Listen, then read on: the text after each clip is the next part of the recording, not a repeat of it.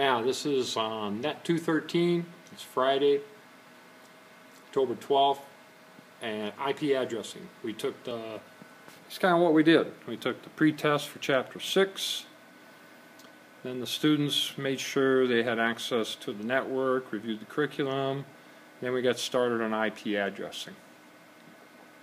So I will give you an overview of everything we talked about here on the board. So I can give you a couple shots of the board, and then we'll go into some of the specifics of the items on the board. And of course, the items we did in terms of actually looking at things on the network and in the devices, you would have had to been here to get those parts. All right. First thing, we did a little bit of history of how computers used to be hooked to hubs, and then eventually we had hubs, connected to hubs through bridges. In these cases, there would be, if all those were hubs, only one PC would be operating at any one time. Then a bridge would split between two hubs, and bridges got more ports, and they became switches.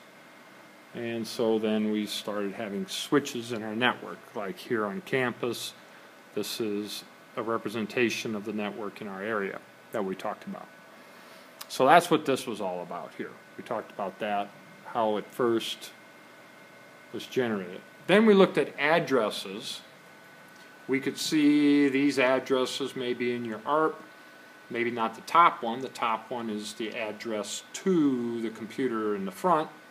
172.31.134. Then we talked about some of the other students' addresses, and then they were to look and figure out what part was the network and what part was the host. And they could see the subnet mask of 255.255.0.0. So then they could see that that is a /16 for those addresses. Okay?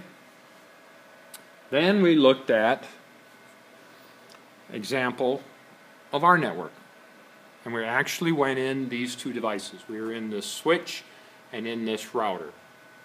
The router is connected to another router connected to the ICN. This router up here, main router on campus, that connects down into the rest of campus, which isn't drawn here. We show some of the IP addresses, those connections between there and here. And so I asked students if they knew what the address was for that connection, and they figured out it was their default gateway. Default gateway sent them up to the routing part of this multi-layered switch. And so then we looked at lots of examples of how the packets move into that device, and then looked in the routing table, and if the routing table didn't have it, it sent it to the default gateway, which was up here. This device did the same thing. It looked, and then it sent packets out its default gateway, which sends them up here, and they go to the ICN.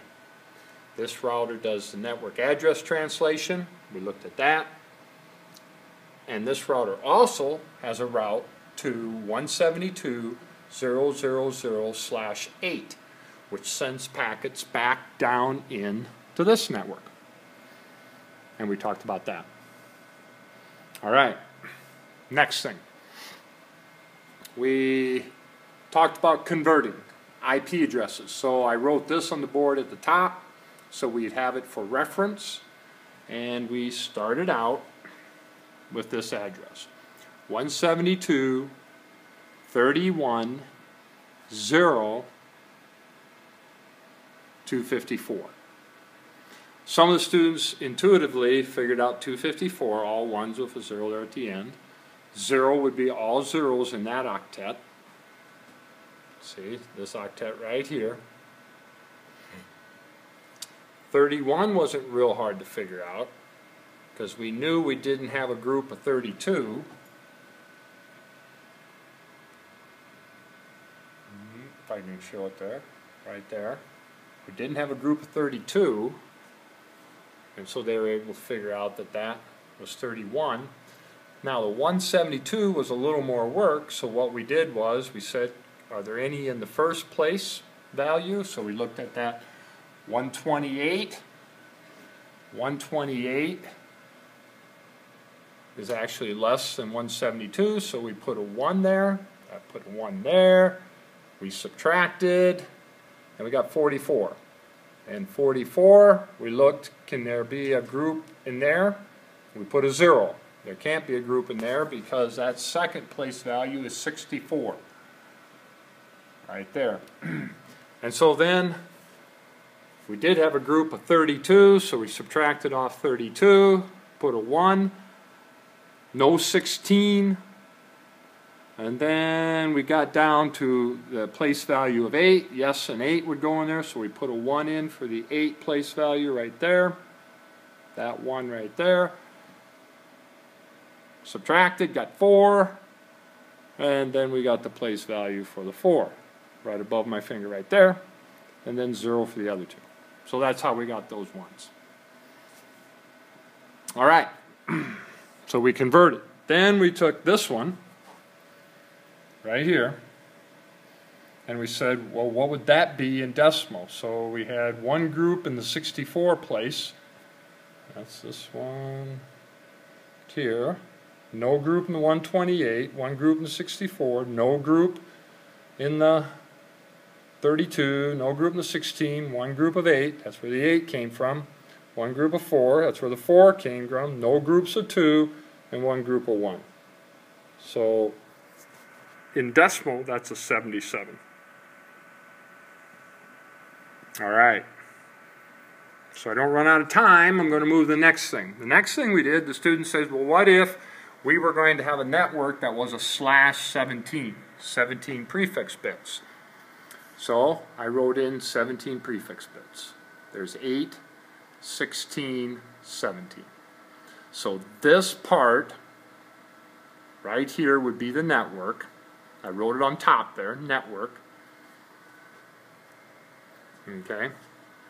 Kind of drew a red line there. And then this part, from the line all the way to the end, that would be for your host. And that would be all hosts. Then I wrote in the subnet mask. Subnet mask would be all of those ones.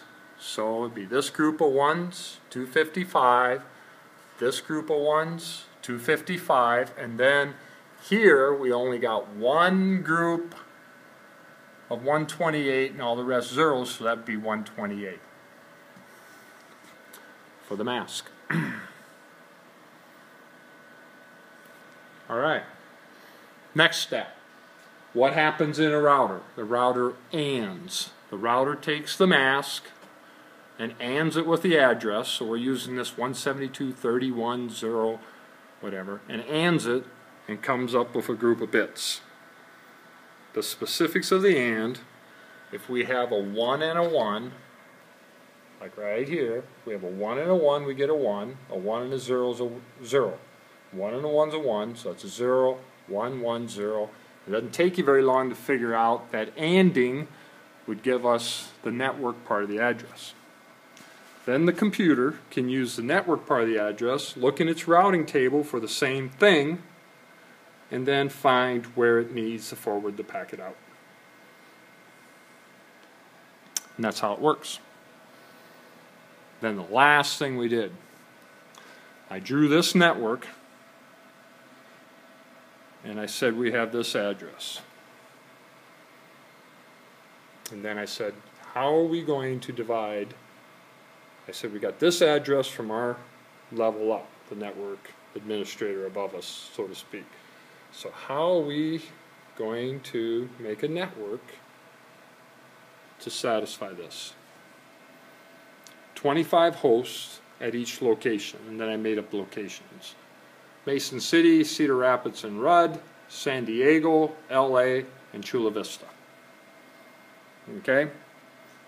So we have 1, 2, 3, 4, 5, 6, 7, 8, 9 networks, and we need 25 hosts on each of those LANs. So we went up, and this is where we finished up. We talked about all these addresses, and we figured out where to cut it off. More on Wednesday.